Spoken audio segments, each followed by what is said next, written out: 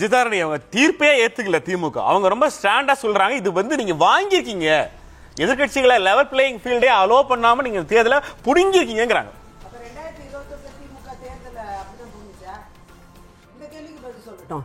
இப்ப 5 வருஷம் ஆட்சியில இருக்காங்கல்ல, அப்ப எஸ்ஐஆர் இல்ல, எஸ்ஐஆர் 20 வருஷம் முன்னாடி நடந்ததுல்ல, அதோட ஒரு பிரதிபலிப்பு தானே. எஸ்ஐஆர் நடக்குது, சம்மரி ரிவிஷன் நடக்குது, இன்டென்சிவ் ரிவிஷன் நடக்குது, ஸ்பெஷல் இன்டென்சிவ் ரிவிஷன் நடக்குது. இதெல்லாம் நடைமுறையில் உள்ள விஷயம். 1952 இருந்து இந்த நாட்டில் நடந்துட்டு இருக்கிற விஷயம். இது 14வது எஸ்ஐஆர். இது ஒன்றும் புதுசு கிடையாது. என்னமோ இதை வச்சு பேசிட்டு இருக்காங்க. 70 லட்சம் சொல்றாங்க. 21 லட்சம் பேர் தான் நீக்கப்பட்டிருக்காங்க. மிச்சம் எல்லாருமே இன்க்ளூட் பண்ணப்பட்டிருக்காங்க. 45 லட்சம் பேர் இன்க்ளூட் பண்ணப்பட்டிருக்காங்க. சுப்ரீம் கோர்ட் அதை அக்செப்ட் பண்ணி இருக்கு. லாஸ்டா கொடுத்த எல்லா விஷயத்தையும் சுப்ரீம் கோர்ட் கேள்வி எழுப்பின பிறகு எல்லாத்தையும் சப்மிட் பண்ண பிறகு அக்செப்ட் பண்ணியிருக்காங்க.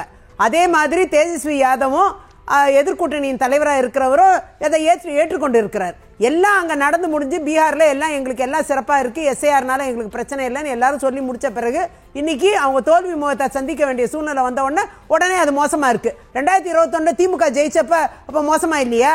அன்னைக்கு அந்த சர்டிபிகேட் திருப்பி கொடுத்து நாங்க ஜெயிக்கவே இல்லை, எலெக்ஷன் கமிஷன் ஏதோ தப்பு பண்ணிடுச்சு, அதுக்கு ஒரு கூலிப்படை, அதை நாங்க தெரியாம இது பண்ணிட்டோம், அவங்க தவறா எங்களை அறிவிச்சுட்டாங்கன்ட்டு சர்டிபிகேட் கொடுத்துட்டு போக வேண்டியது தானே. இந்த 5 வருஷம் ஆட்சியில இருந்தப்ப சந்தோஷமா இருந்துச்சா? அது மட்டும் கரெக்டா இருக்கா? இந்த கேள்விக்கு அவங்க பதில் சொல்லட்டும். 5 வருஷம் அதே எலெக்ஷன் கமிஷன் கையால தானே சர்டிபிகேட் வாங்கினாங்க. அப்போ அந்த வகையில வந்து என்ன தவறு தேர்தல் கமிஷன் செஞ்சிருக்கு? தேர்தல் கமிஷன் இறந்தவர்களை நீக்கி இருக்காங்க, அதே மாதிரி இடம்பெயர்ந்தவர்களை நீக்கி இருக்காங்க, அதே மாதிரி தவறான வாக்குகள் எது இருக்கோ, இரட்டை வாக்குகள் எது இருக்கோ அதெல்லாம் நீக்கி இருக்காங்க. இவங்க இவ்வளவு பப்ளிக்ல குற்றச்சாட்டு வைக்கிற இவங்க ஒருத்தராவது போய் அங்க ஒரு ஃபார்ம் 7 கொடுத்து இதுல வந்து தவறு நடந்திருக்கு, இந்த இவங்களுக்கு வந்து 2 வாக்கு இருக்கு, இவங்களுக்கு 4 வாக்கு இருக்கு, ஒரே அட்ரஸ்ல 20 வாக்கு இருக்கு, அதே மாதிரி இறந்தவர்கள் வாக்கு நீக்கப்படல அப்படின்ட்டு ஒரு ஃபார்ம் 7ஆவது கொடுத்து அஃபிடவிட் கொடுத்து அதை நீக்க முயற்சி பண்ணாங்களா? இவங்க எதுவுமே செய்யாம உட்கார்ந்து இருந்துட்டு இன்னைக்கு இருந்துகிட்டு தோல்வி முகத்தை பார்த்த உடனே குற்றச்சாட்டு வைக்க வேண்டியது தேர்தல் ஆணையத்து மேல. தேர்தல் ஆணையம் பாடியை குறை சொல்றதுக்கு அதிகாரமே கிடையாது. காரணங்களை அடுக்குறீங்கங்கறாங்க. நீங்க தோத்த பிறகு உங்களுக்கு என்ன காரணம் தெரியாம தேர்தல் ஆணையத்தை நீங்க பழி போடுறீங்கங்கறாங்க. விஜயதாரணி, மரியாதைக்குரிய மூத்த வழக்கறிஞர் என்னுடைய பாசத்துக்குரிய அக்கா விஜயதாரனுடைய வாதத்தை கேட்க முடிஞ்சது. அவங்க அக்கா சொல்றாங்க, இது வரைக்கும் 13 எஸ்ஐஆர் முடிஞ்சிருக்குங்க, நீங்க அப்பெல்லாம் எங்கெங்க போனீங்கன்னு. அக்கா, 13 எஸ்ஐஆர் முடிஞ்சது. மரியாதைக்குரிய இந்தியாவுடைய பிரதமர் அமைச்சர் ஜவஹர்லால் நேருடைய பிறந்த தினம் அவர்களுடைய ஆட்சியிலும் முடிஞ்சது. ஏன் இதே பாஜக ஆட்சியில் ஒரு எஸ்ஐஆர் வந்துச்சு, உண்மைதான். ஆனா 13 எஸ்ஐஆர்ல என்ன நடக்கும்னா, அரசு ஊழியர்கள் வீட்டுக்கு போவாங்க, 1வது 2வது கூட பாஸ் ஆகாத சாமானிய இந்திய குடிமகன், ஜனநாயகத்தில் இதயமா இருக்கக்கூடிய பாமர மக்களிடம், அம்மா உங்க பேர் என்ன, நீங்க இங்கதான் குடியிருக்கீங்களா, ஒரு ஏதாவது ரேஷன் கார்டு காட்டுங்க, டிக் பண்ணிட்டு எஸ் இவர் இந்தியாவுடைய வாக்காளர்னு முடிவு பண்ணிடுவாங்க. 13 தடவை.